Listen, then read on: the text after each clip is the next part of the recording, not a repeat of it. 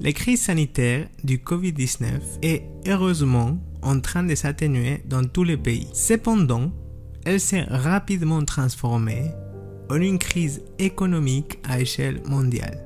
Cela signifie qu'il y a aujourd'hui plus de pauvreté dans le monde à cause de cette pandémie. En tant que psychologue, chercheur et grand connaisseur de l'impact qu'ont les carences économiques sur la psyché humaine, c'est-à-dire sur les émotions, les pensées, les comportements et les habitudes, je considère important de m'interroger, de traiter cette thématique avec vous tous. Crise économique et psychisme humain. L'importance de connaître leurs relations. À ce sujet, je considère qu'il est nécessaire d'écouter ce que dit la science et de ne pas continuer à se guider sur des semi-vérités. Car autour de la pauvreté et de ses effets, on parle beaucoup, mais on sait peu. Une idée reçue, une fausse croyance très diffusée, par exemple, consiste à considérer que ceux qui réussissent dans la vie viennent souvent d'un environnement très modeste. Il existe d'innombrables histoires de chefs d'entreprise à succès issus de foyers aux conditions extrêmement précaires. Alors qu'en vérité, s'il est vrai que ces cas existent, ils font partie d'une minorité. Cela ne reflète pas la majorité des personnes qui vivent dans la misère. Une autre méprise, un autre mensonge est l'idée perverse, l'idée obscène que les pauvres sont pauvres parce qu'ils ne font pas d'efforts et parce qu'ils souhaitent eux-mêmes rester dans cette condition. Alors, devant ces non-sens, regardons ce que nous dit la science à propos de cette réalité, ce qui nous permettra aussi de comprendre ce qui se passe dans notre société en cette période de post-pandémie.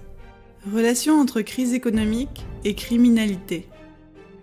À ce sujet, plusieurs études internationales indiquent que la pauvreté et les inégalités sont fortement associées avec des crimes violents. Les inégalités ont un effet significatif sur les taux de criminalité.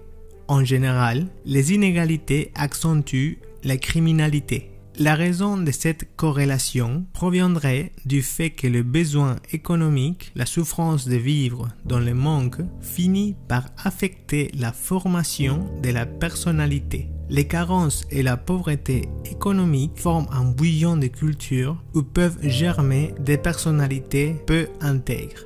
En d'autres termes, vivre dans des conditions de pauvreté détériore la santé mentale, détériore la santé émotionnelle et affecte le comportement. Cet impact pourrait être un facteur important qui est derrière la hausse de la criminalité que connaît notre société en cette période de graves problèmes économiques occasionnés par la pandémie. N'est-ce pas cela qui explique que ces crimes qui heurtent notre sensibilité sont perpétués dans une plus grande mesure par des personnes de niveau socio-économique plus défavorisés? N'est-ce pas cela qui est derrière l'augmentation de la criminalité en cette période de post-pandémie? Solution. Je considère que la solution commence par reconnaître qu'une diminution des inégalités et une diminution du taux de chômage entraînent naturellement une réduction de la criminalité. Une solution partielle consiste à estimer que le simple fait de se concentrer sur une réduction des inégalités dans la société représenterait une stratégie pour réduire les délits contre la propriété, les vols, les homicides et les assassinats. Pour cela, les stratégies politiques visant à réduire les crimes sur le long terme doivent prendre en compte cette vision. Le problème consiste à croire que la solution est uniquement policière et que tout peut se résoudre par plus de fermeté avec des punitions sévères en appliquant des mesures punitives extrêmes. L'autre stratégie est celle qui vise à mettre fin à la corruption, qui est la mère de cette trilogie perverse. Corruption, pauvreté, criminalité. Il n'est pas suffisant de générer une croissance économique. Il n'est pas suffisant de créer de l'emploi quand la corruption sévit à tous les niveaux de la société.